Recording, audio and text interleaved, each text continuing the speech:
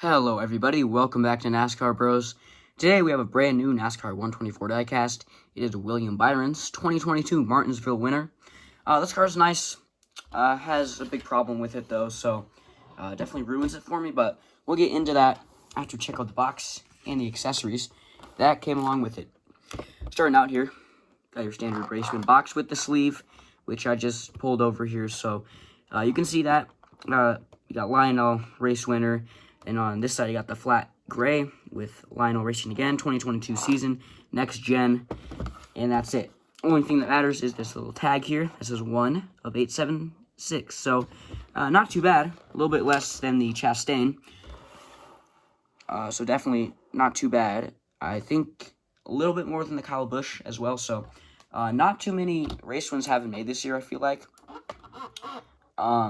Normally they're like up in the thousands, but definitely better when it's a little bit lower. So, before we get into the car, got your race win sticker and the card. You got William Byron, Blue Emu, Maximum Pain Relief 400 winner, April 9th, 2022, Martinsville, Virginia.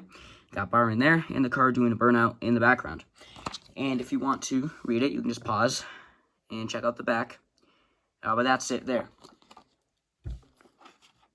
Anyways, the reason I said this car has a mistake is because this car was made with a gloss finish instead of the matte finish, which I'm not a fan of. I got this one for pretty cheap, which was nice, and I didn't realize that they put the wrong finish on it. So you can see just how shiny it is. And here, let me get a car with a matte finish. And if I grab a car with a matte finish, like this Logano, you can see it's just not as shiny. Like, there's still a little bit of glare on it, but like a really big difference there for sure. So this car is supposed to be like almost like a rock finish, I want to say. So it's supposed to look rough, and they just, I'm gonna say they kind of butchered it. So it's not like a huge deal, but definitely ruins the paint scheme for me. But really, we're here for the race detail. And overall, it's pretty solid. There's really no damage or dirt. It is a black car, so, starting here on the left front, you got no dirt because it's black. So you're just going to have no dirt along the whole car. Really, if there wasn't confetti, this would just look like a standard paint scheme, really. But the confetti actually looks pretty nice on this one. So you can see nothing on the left front. You do have the yellow splitter, like all the Hendrick cars did. Clean along here, you got a few pieces of confetti on the white Goodyear logo. Got NASCAR Cup Series, and the green 24 and Raptor, which is a very strange green. It's like a mix of yellow and like a lime green almost, so it's nice. You can see a really long piece of tape there for the jack stand, and it kind of goes along the bottom. You got more blue and white confetti along the right side. Got the Raptor logo, which is kind of small, which little strange. Wish they made it a little bit bigger. But really, it looks fine. You got the claw mark there on the side, which is it's nice. But again, I wasn't a huge fan of this paint scheme to begin with, but I think it would look better without the gloss finish. So that's pretty much it for this side. You got one more logo here. You got Liberty, and actually a little bit of a tire mark there.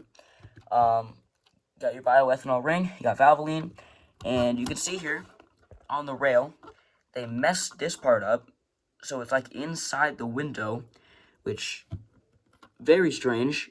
Don't like that at all. So another mistake there from Lionel. But you still have a piece of confetti there.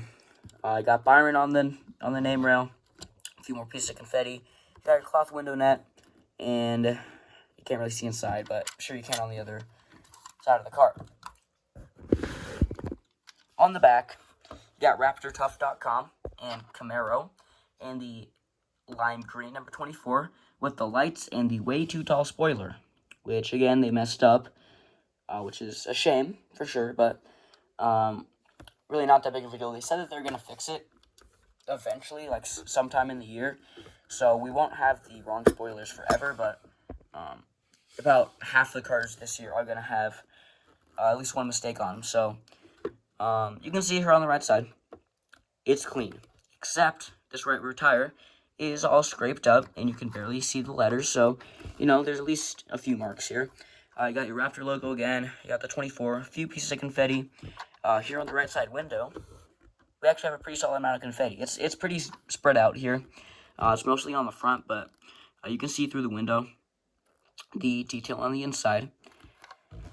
Right front, Goodyear logo, Cup Series, and you can actually see a little bit of dirt there on the, I want to say outline, yeah, the outline of the vent, which is not a real vent, but I think looks nice. They outlined it so you can actually see it on the car, because normally you would not be able to see it, and because of that, we do have a little bit of dirt there on the right front, so really the only race detail, other than the confetti, which you can see is built up pretty nicely there on the front splitter.